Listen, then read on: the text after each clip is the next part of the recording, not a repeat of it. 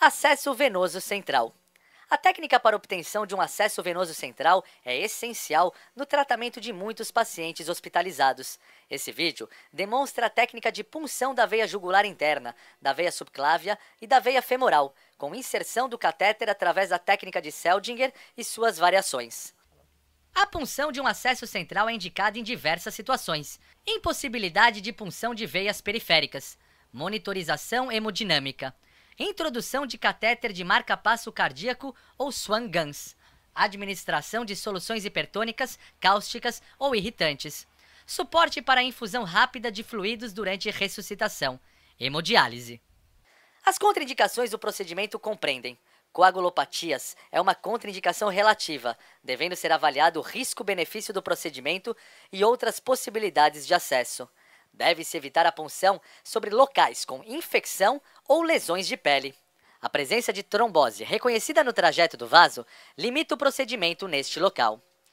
Os materiais para o acesso venoso central são gorro, óculos de proteção, máscara, avental de manga longa estéreo e luvas estéreis, campos grandes estéreis, gás estéreo, pinça Kelly estéreo, degermante, clorexidina ou PVPI, soro fisiológico, antisséptico tópico, anestésico lidocaína a 2%. Intracate ou kit de catéter duplo lumen contendo agulha de punção, fio guia flexível ponta em J, dilatador e bisturi de ponta fina, porta-agulhas, mononylon 3.0 agulhado, tesoura, gás estéreo paracurativo, esparadrapo. Existem inúmeros tipos de catéteres venosos centrais. A escolha deve ser baseada na indicação do acesso, avaliando as medidas e velocidades de infusão possíveis com cada tipo. Em relação à técnica de introdução, encontram-se dois tipos de catéteres. Primeiro, catéter introduzido através de agulha. Após punção, o catéter é passado por dentro da agulha, que em seguida é retirada, ficando fora do paciente, recoberta por um protetor. Segundo, catéter passado através da técnica de Seldinger. Após punção, um fio guia metálico flexível com ponta em J é introduzido por dentro da agulha. Esta é retirada e o catéter é passado sobre o fio guia, que é então retirado. Como em todos os procedimentos, devemos fazer a antisepsia das mãos e, após paramentação completa, gorro, óculos de proteção, máscara, avental de manga longa estéril e luvas estéreis, antisepsia ampla do local de punção. Utilize em seguida campos grandes estéreis.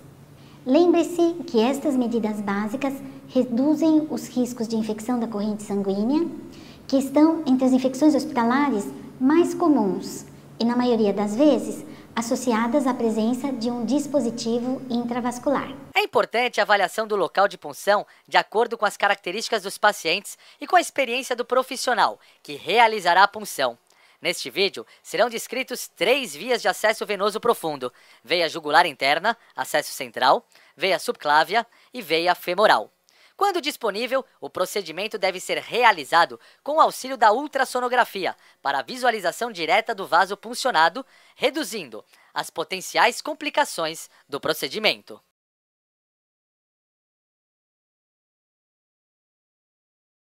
Emerge da base do crânio e corre lateralmente à artéria carótida. Isto é importante para fugirmos desta artéria no momento da punção. A jugular corre em posição medial ao músculo esternocleidomastoideu, na sua parte superior, e em seguida posterior ao triângulo formado por este músculo, juntando-se à veia subclávia, bem acima da terminação medial da clavícula. Posicione-se na cabeceira do leito. Coloque o paciente em posição dorsal, com a cabeça virada para o lado contralateral à punção. Realize o procedimento padrão de antisepsia. Coloque campo estéreo fenestrado. Localize, através da palpação, o triângulo formado pelas cabeças esternal e clavicular do músculo esternocleidomastoideu. O ponto de punção é no ápice deste triângulo. Faça anestesia neste local. Conecte a agulha de punção a uma seringa contendo mais ou menos 2 ml de soro fisiológico. Palpe o pulso carotídeo, introduza a agulha no ápice, em direção ao mamilo ipsilateral, em ângulo de 45 a 60 graus, aspirando-se a seringa, até observar o refluxo do sangue. Localizada a veia, proceda uma das técnicas de introdução de catéter.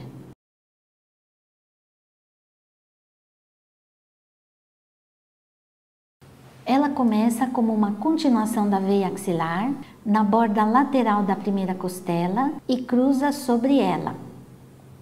A veia continua atrás do terço medial da clavícula e mais adiante une-se a veia jugular interna para formar a veia braquiocefálica. Posicione-se na lateral do paciente. Coloque o paciente na posição dorsal, vire a cabeça para o lado contralateral à punção. Realize o procedimento padrão de antisepsia. Localize o ponto de punção na junção do terço médio com terço medial da clavícula. Palpe a fúrcula external. Coloque o campo estéreo.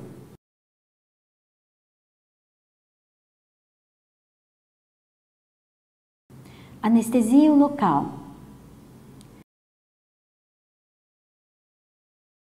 Segure a seringa e a agulha paralelos ao plano frontal. Posicione o bisel da agulha em direção caudal para que no momento da introdução do catéter ou do fio guia por dentro da mesma, isto ocorra em direção à veia braquiocefálica. Introduza a agulha medialmente e em direção à fúrcula external, por baixo da clavícula, aspirando a seringa até ocorrer o refluxo de sangue. Localizada a veia, proceda uma das técnicas de introdução do catéter.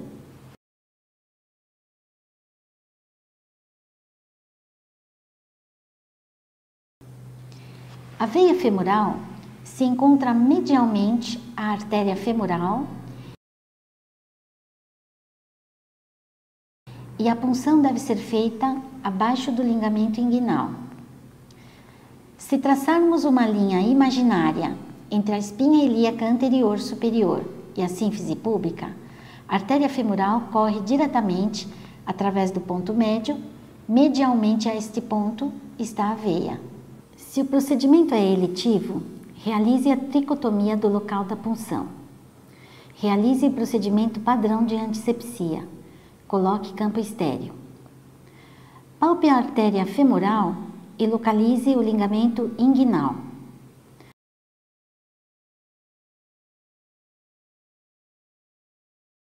No ponto situado a 1 cm medialmente ao pulso da artéria femoral e a 1 a 3 cm abaixo do ligamento inguinal, faça a anestesia local.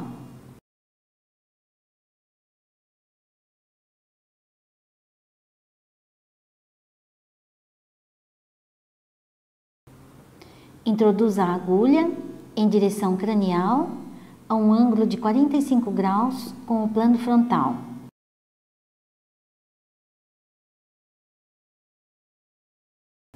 Aspirando a seringa até observar-se o fluxo do sangue. Localizada a veia, proceda uma das técnicas de introdução do catéter. Conforme já mencionado, existem vários tipos de catéteres disponíveis. A inserção de cada modelo tem a sua particularidade, sendo as técnicas mais comumente empregadas a do catéter sobre agulha, do intracaf e a técnica de Seldinger para a maior parte dos outros modelos de catéteres.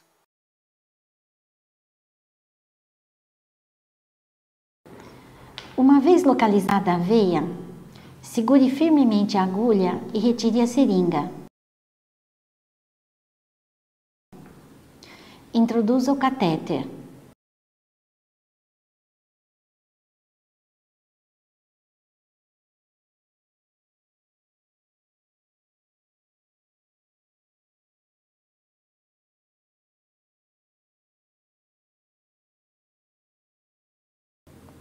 Retire a agulha Retire o mandril da agulha e apresente a extremidade distal do catéter para conectar um equipo de soro.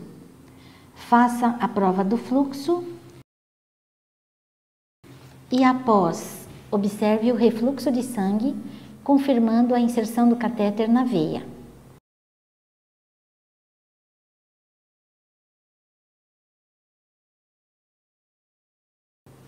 Coloque o protetor de agulha.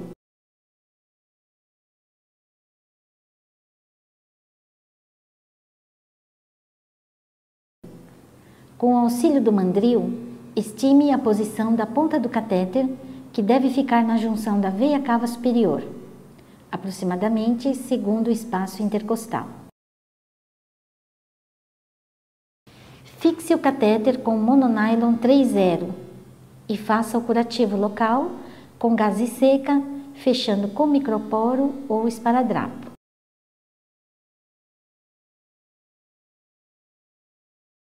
Após a punção, um fio guia metálico flexível com ponta em J é introduzido por dentro da agulha. Se houver qualquer resistência neste momento, o fio guia deve ser retirado e a punção deve ser reavaliada. Após passagem do fio guia com sucesso, a agulha deve ser removida. É de extrema importância que a extremidade externa do fio guia esteja durante o tempo todo na sua mão, impedindo que o mesmo seja perdido dentro da circulação do paciente. Faça uma pequena incisão da pele com lâmina fina de bisturi.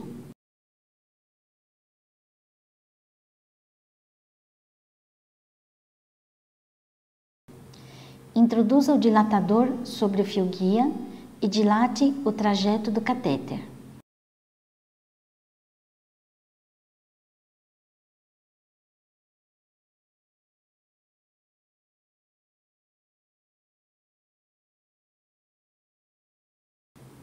Retire o dilatador, mantendo ainda o fio guia.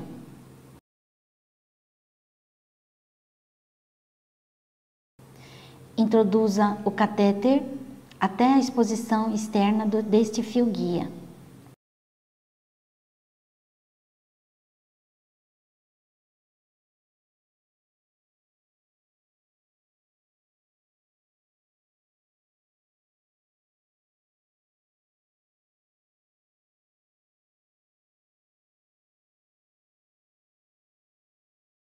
Agora, retire o fio e conecte um equipo com soro, observando-se o fluxo de sangue pelo catéter.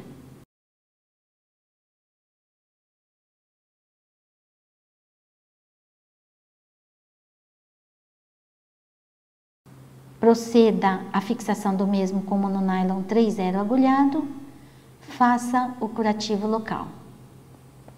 Após a passagem do catéter venoso central e durante toda a permanência do mesmo, deve-se manter curativo com gaze seca no local da inserção. É obrigatória a ausculta pulmonar e a realização de raio-x de tórax para a verificação da posição adequada do catéter e excluir possíveis complicações mecânicas. Complicações: punção arterial, pneumotórax, hemotórax, infecção, embolia gasosa, edema pulmonar de reexpansão, arritmias cardíacas.